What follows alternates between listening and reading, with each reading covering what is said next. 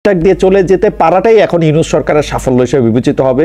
এখন এই সরকারের কেপিআই হয়ে দাঁড়াবে যে তারা ইলেকশন ঠিকমতো দিতে পারে কি পারে না এই প্রশ্নে, যেন তারা সরকারের রাস্তায় না হেঁটে সকল মনোযোগ নির্বাচনের দিকে দেয় এবং বলে যে আমরাই নিরপেক্ষ এবং ভালো নির্বাচন দিব। আরেকটা মজার ব্যাপার করছে, আওয়ামী লীগ আইসা এই বক্তব্যের সাথে তারা খুব একমত হয়েছে। আওয়ামী লীগও এখন একটা নিরপেক্ষ তত্ত্বাবধায়ক সরকারের সাথে তত্ত্বাবধায়ক সরকারের অধীনে একটা নির্বাচন চায়। কি ইন্টারেস্টিং দেখেন যে আওয়ামী লীগ তো সারা জীবন এই কথা কয়ে আসলো, মানে 2014 সাল থেকে এই কথা কয়ে আসলো শেখ হাসিনা ছাড়া কারো অধীনে নির্বাচন করা সম্ভব না। এখনো এটাই চান ভাই, এক কথা তো এক মুখে 4-5 কথা কন কেন? জনাব মোহাম্মদ এ আরাফাত, আপনি একটা এই কথা আপনি বলেন নাই এর আগে শতবার যে শেখ হাসিনার অধীনে নির্বাচন হইতে হবে। এখন কে তত্ত্বাবধায়ক সরকার চান নির্বাচন করতে? শেখ হাসিনার অধীনে নির্বাচন চান। শেখ হাসিনার অধীনেই তো পৃথিবীর সবচেয়ে ভালো ভালো নির্বাচনগুলি হয়। 2014-তে হয়েছে, 2018-তে হয়েছে, 2023-এ হয়েছে। শেখ হাসিনার অধীনে নির্বাচন চান। যদিও ডক্টর ইউনূসের প্রতি আমি কি বলবো, আমার একটু আস্থা আছে যে অন্তর্বর্তী সরকারের 3 জন সদস্য যদি বৈষম্য বিরোধী ছাত্র আন্দোলনের বা তারপরে তারা যদি অন্য কোনো রাজনৈতিক একটা কাঠামোর বা রাজনৈতিক একটা দল করে তারা যদি অংশ নেয়, তবু আমার ডক্টর মোহাম্মদ ইউনূসের প্রতি আস্থা আছে যে ডক্টর মোহাম্মদ ইউনূসের ইলেকশনটা বা ডক্টর মোহাম্মদ ইউনূসের আন্ডারে ইলেকশনটা ভালো হবে। কেন এই আস্থা আছে জানেন? দেখেন এইখানে যারা উপদেষ্টারা আছেন, যেমন ধরেন সৈয়দা রিজওয়ানা হাসান কিন্তু মুখপাত্র হিসেবে বলছেন, কি বলছেন যে সৈয়দা রিজওয়ানা হাসান বলছেন যে যদি কেউ সরকারে আছে যারা তারা যদি রাজনৈতিক দলে যাইতে চায় তাহলে তারা পদত্যাগ করা যাবে। এবং সবচেয়ে বড় কথা হইল যে তারা কিন্তু নিজেরা ইলেকশনে দাঁড়াইতেছে না, মানে প্রধান উপদেষ্টার কথা আমি বলতেছি। আমরাও দীর্ঘদিন কইছি যে আপনি শেখ হাসিনা, আপনি যদি একটা ইলেকশনের সময় আপনি এই গভর্নমেন্টে থাকতে চান তাহলে আপনি দাঁড়ায়েন না ইলেকশনে, আপনি ইলেকশনের থেকে নিজের আলাদা করেন, আপনার দলের থেকে আলাদা করেন আপনি নিজেরে, সেটা তো করা হয় না। সুতরাং আমি মনে করি যে ডক্টর ইউনূসের প্রতি আমার এই আস্থা আছে, যদি এই ইলেকশন হয় আরেকটা তত্ত্বাবধায়ক সরকারের আর দরকার নাই, এই ঝামেলা এই গ্যাঞ্জামের কোনো মানে হয় না। এবং আমি মনে করি যে ডক্টর ইউনূসের অধীনে একটা ভালো নির্বাচন হবে। এবং আমি মনে করি না যে ওই 3 জন ছাত্র যদি গিয়া একটা রাজনৈতিক দলে দেয় তাহলে তার পুরো ক্যাবিনেট পার্সিয়াল হয়ে যাবে। এই সরকারে আমি রাজনৈতিক সরকার না বলে মনে করি, এবং আমি মনে করি যে এর কোনো রাজনৈতিক উচ্চাভিলাষ নাই।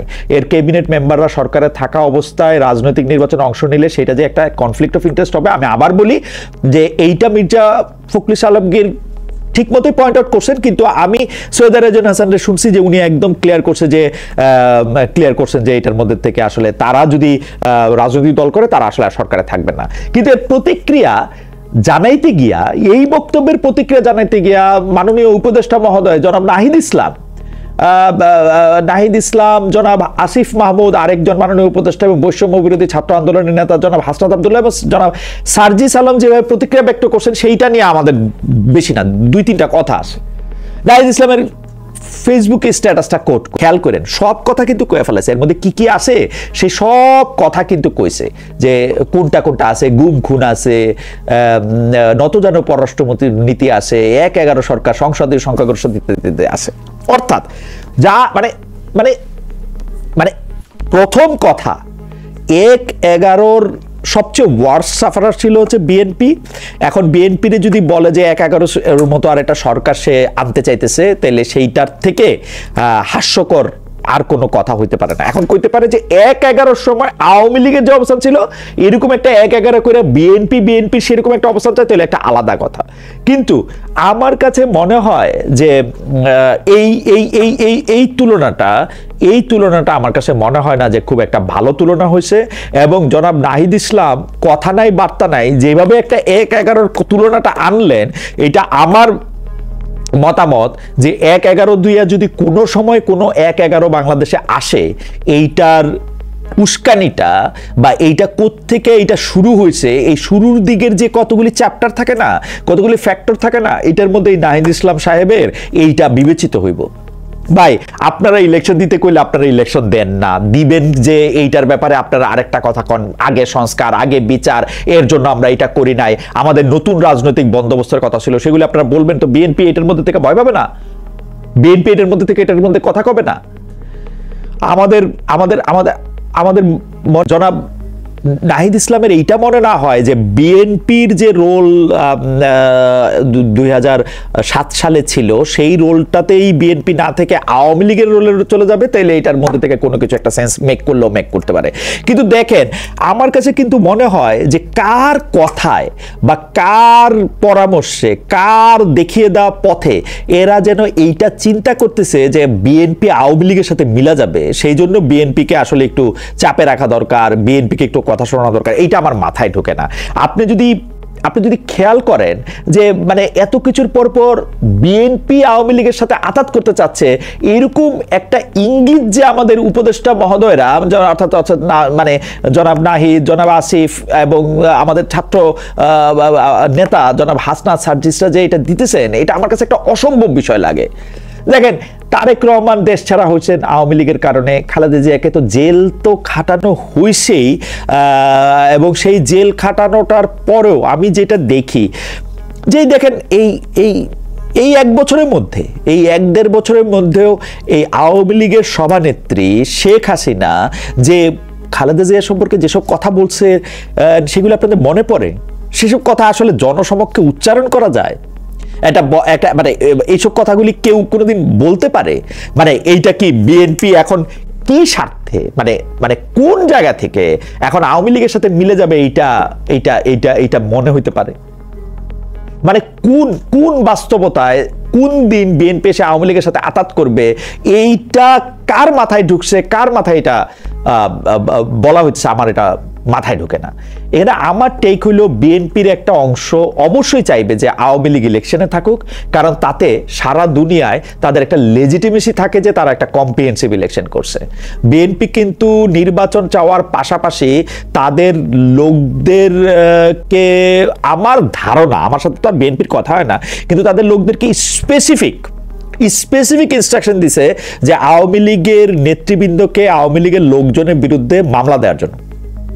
মামলা দিয়ে তারা মোটামুটি এখন ঠিকানা ছাড়া আছে, তারা কিন্তু নিজেদের গ্রামে দেশে থাকতে পারতেছে না। আওয়ামী লীগ যদি এখন স্থানীয়ভাবে ইলেকশনও করে, সেই ইলেকশনের ক্ষেত্রে কয়জন আওয়ামী লীগের লোকজন অংশ নিতে পারবে বা আদৌ আওয়ামী লীগ অংশ নিবে কিনা, মানে আওয়ামী লীগের ব্যাপারটা দেখেন।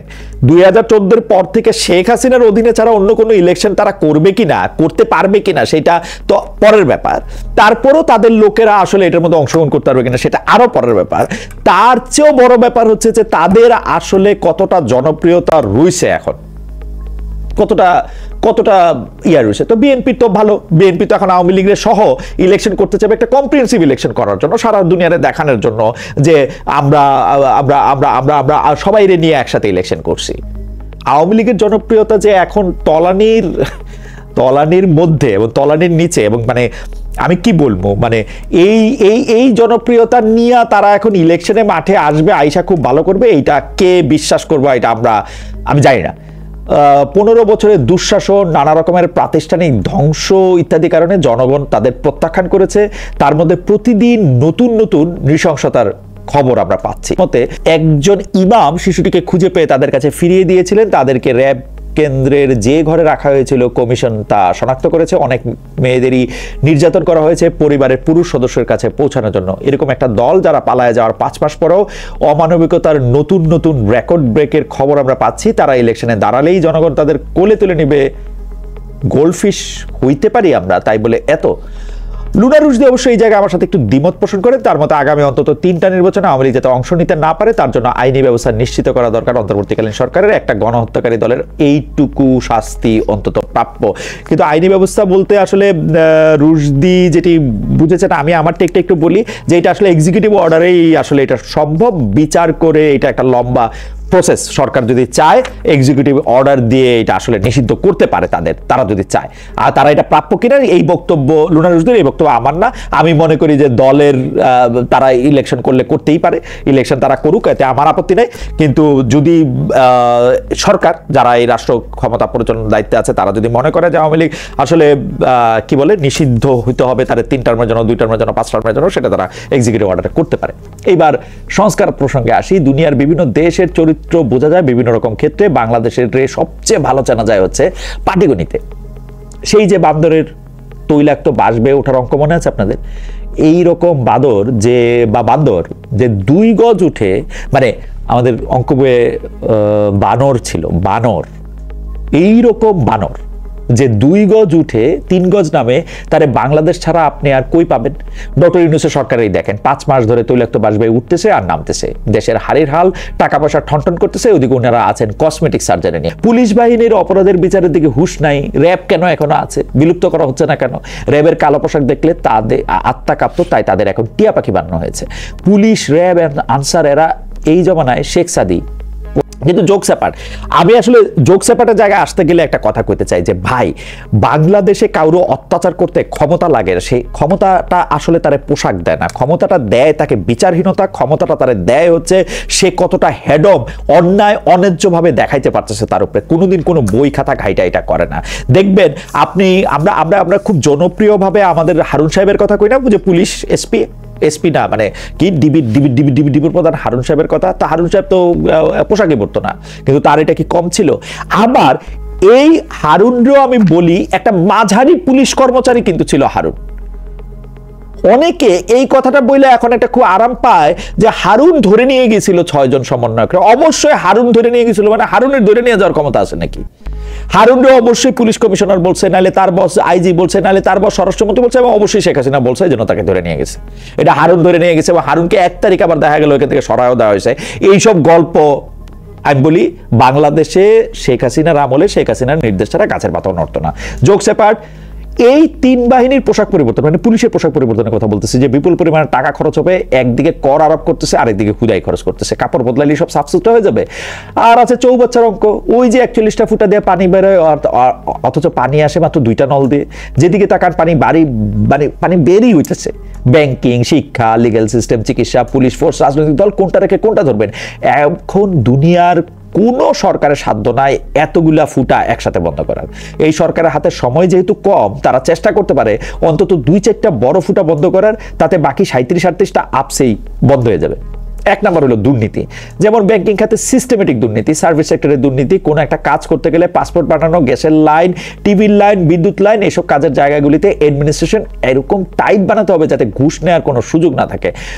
মানে ওই দিন আবার দেখলাম একটা অনুষ্ঠানে একজন বলতেছেন যে আমাদের যে পরিবহন সেক্টরে যে পরিবহন সেক্টরে যে একটা কিরকম একটা অবস্থা চলতেছে, একটা নগরের মধ্যে যে একটা পরিবহন ব্যবস্থা নাই, সেইটা যদি ঠিক করতে পারতো এই সরকার ঠিক করার যদি কোনো উদ্যোগ নিত, তাহলে একটা কাজ হতো। কারণ দলীয় সরকার আইসা এগুলি ঠিক করা অনেক অনেক অনেক অনেক অনেক কঠিন কাজ, কারণ তারা একসাথে চাঁদাও লাগবে, চাঁদা লাগবে, ভোট লাগবে, জনতুষ্টি লাগবে, আবার সবকিছু লাগবে।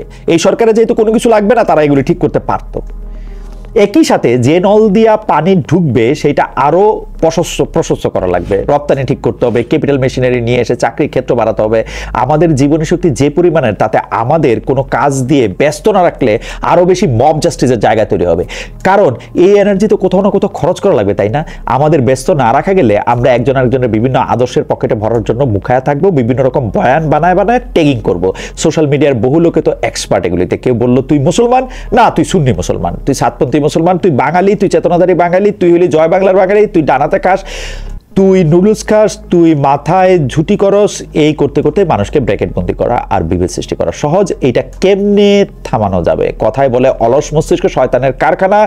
এই মাথাগুলারে, হাত পা মুখগুলারে কাজে ব্যস্ত করতে হবে। বাংলাদেশে হইতে হবে উদ্যোক্তা ফ্রেন্ডলি।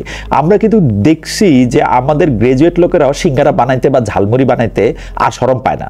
মানে আগে পাইতো কিন্তু শরম, এখন কিন্তু সিঙ্গারা বানায় বেচতে, চা বানায় বেচতে, গ্রাজুয়েট হয়েছি, মাস্টার্স পাস করছি, এগুলি আর কেয়ার করে না। কিন্তু সেই 80-র দশকে রাজ্জাক সাহেব কিন্তু শরম পাইতো। নায়ক হইয়া 80-র দশক বা 70-র দশকে রাজ্জাক সাহেব অনেক শরম পাইতেন। আমাদের নায়ক রাজ্জাক সাহেব নায়ক হইয়া তার জুতা পালিশ করতে হইলে লজ্জায় মরমে মইরা গিয়া তিনি সাবানা, কবরী বা ববিতার কাছে মুখ দেখাইতে পারতেন না। আমাদের পোলাপান কিন্তু অনেক স্মার্ট, তারা মাস্টার্স পাস করলেও উবার চালাইতে বা পাঠাও মোটরসাইকেল চালাইতে দ্বিধা করতেছে না। তারা এর জন্য রেডি। সরকারের এইখানে কি করতে হবে, এই জায়গাটা একটু প্রশস্ত করার ব্যবস্থা করে দিতে হবে। বিদেশে সম্ভাব্য স্কিল্ড মাইগ্রেশনে চাকরির ক্ষেত্র তৈরি করতে হবে।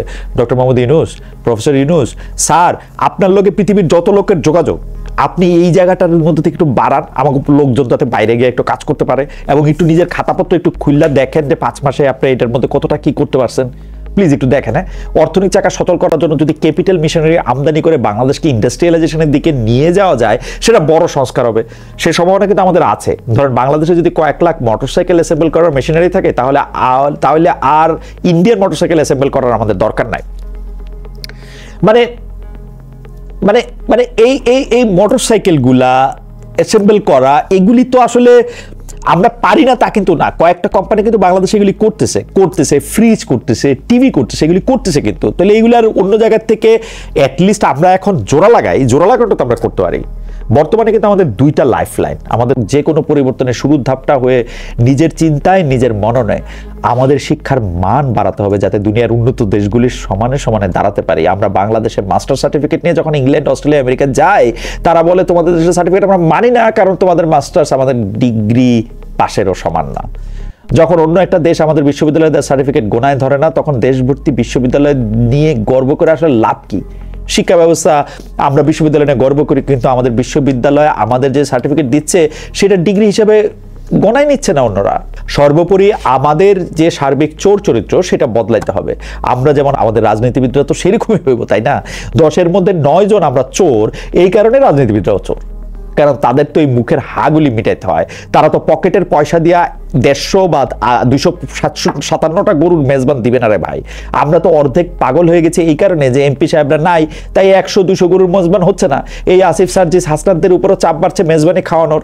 তোমরা একটা জায়গায় যাইতেছো, তোমরা আটা রুটি আর আলু ভর্তা খাও, এটা কেমন কথা? অমুক এমপি তো আইসা আমাদেরকে মেজবান খাওয়াইতো। তখন তাদের মনে হবে আহারে তাই তো, এখন বিভিন্ন দিক থেকে টাকা আনাও। নতুন নামে নতুন রূপে নসরুল হামিদ বিপু অথবা জুনায়েদ আহমেদ পলক নবজন্ম পাবে। সরকারের 11টা সংস্কার কমিশনের মধ্যে সংবিধান, নির্বাচন, দুদক আর পুলিশ, এই 4 কমিশন তাদের সংস্কার প্রস্তাব ডক্টর ইউনূসের কাছে জমা দিয়েছে জানুয়ারি 15 তারিখে। বাকিগুলোও ফেব্রুয়ারির মাঝামাঝির মধ্যে পাওয়া যাবে। এর মধ্যে বহু কিছু আমার ভালো লাগছে, যেমন নির্বাচন কমিশন সুপারিশ করছে ফেরারি আসামিরা জাতীয় নির্বাচনে অংশ নিতে পারবে না, রাজনৈতিক দলগুলোর ভিতরে যাতে গণতন্ত্র থাকে সে বিষয়েও সুপারিশ আসছে, অথবা একজন মানুষ 2 টার্মের বেশি প্রধানমন্ত্রী থাকতে পারবে না ইত্যাদি। পুলিশ সংস্কার কমিশনের সুপারিশের মধ্যে আছে ফৌজদারি মামলার তদন্তের জন্য বিশেষ দল গঠনের সুপারিশ, পুলিশের কাছে GPS tracking, video recording device, vest এগুলি যাতে থাকে। রাতের বেলায় কোনো বাড়িতে তল্লাশি নিতে হলে সেখানকার ম্যাজিস্ট্রেট বা সরকারের প্রতিনিধি বা সমাজের মান্য কারো উপস্থিত থাকা লাগবে। পুলিশের নামে যদি মানবাধিকার লঙ্ঘনের অভিযোগ থাকে তবে তার তদন্ত করবে মানবাধিকার কমিশন। জুলাই অভ্যুত্থানে অপরাধী পুলিশদের শাস্তি নিশ্চিত করতে হবে, আর ভবিষ্যতের জন্য জনবান্ধব পুলিশি ব্যবস্থা গড়ে তুলতে হবে ইত্যাদি। জনপ্রশাসন সংস্কার কমিশন যদিও এখনো তাদের সুপারিশ জমা দেয় নাই, মানে পাবলিকটা প্রদেশ হওয়া মানে 4টা হাইকোর্ট হওয়া, মানে উচ্চ আদালত হওয়া, 4টা সচিবালয় হওয়া, বুড়ো ঢাকার উপর চাপ কম পড়া, চট্টগ্রাম, রাজশাহী, খুলনায় 3টার একটা প্রাদেশিক রাজধানী শহর হিসেবে গড়ে ওঠা, এইটা আমার কাছে একটু ভালোই লাগে। তবে তার আগে একটু আবার একটু নেট ব্যাক ক্যালকুলেশন করে নিয়েন আর কি। প্রদেশ হইলে কিন্তু সে আবার প্রদেশের জন্য আলাদা বিশেষ লাগবে, অনেকগুলি চাকরির ক্ষেত্র যেমন তৈরি হবে, সচিবালয় লাগবে। টাকার হিসাবটা একটু করে নিয়েন, সেই টাকাটা কোত্থেকে পাবেন এবং কিভাবে এটা একটা বিজনেস কেস হইতে পারে সেটা আগে বলে রাখেন। খালি বলার জন্য এরকম বললেন না। ডক্টর জাফরুল্লাহ 17টার কথা বলছিল, এর আগে আরো কতজন জানি কতগুলি কথা বলছিল।